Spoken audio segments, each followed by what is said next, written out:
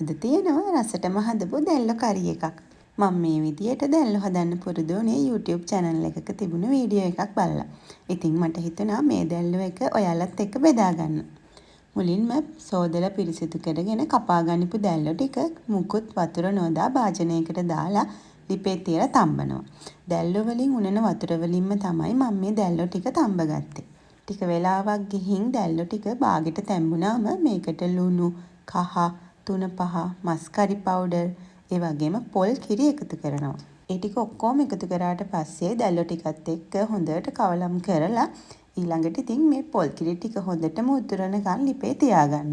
හොඳට උතුරගෙන එනකොට මේ හොදිය එක ටිකක් ඝන වෙලා උක්කු වෙලා එනවා. අන්න ඒ වෙලාවේදී අපි දැල්ල ටික ලිපෙන් අයින් කරගන්නවා.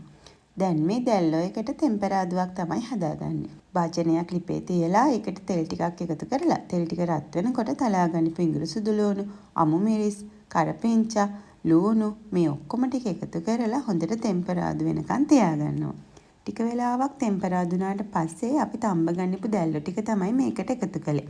දැල්ල එකතු කරලා තව මිරිස් කුඩු ටිකකුත් මම මේකට එකතු කළා. මිරිස් කුඩු 3-5 වර්ග එකතු කරනකොට ඔයාලගේ රස සැර අනුව මේ දේවල් එකතු කරගන්න.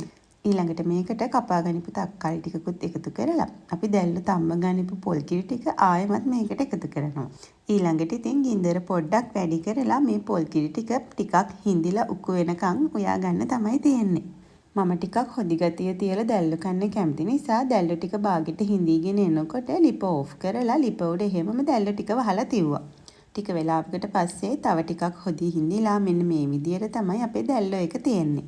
ඉතින් ඔයාලටත් පුළුවන් දැල්ල හදන දවසක මේ විදියට try කරලා බලන්න. දැල්ල එක කන්න බාස්මති බත්, කැරට්, පරිප්පු වගේම කේල් කොළ තියෙනවා. ඉතින් ඔයාලත් හැදුවොත් මටත් කියන්න. ගිහින් එන්න. සතුටින් පරිස්සමෙන් ඉන්න.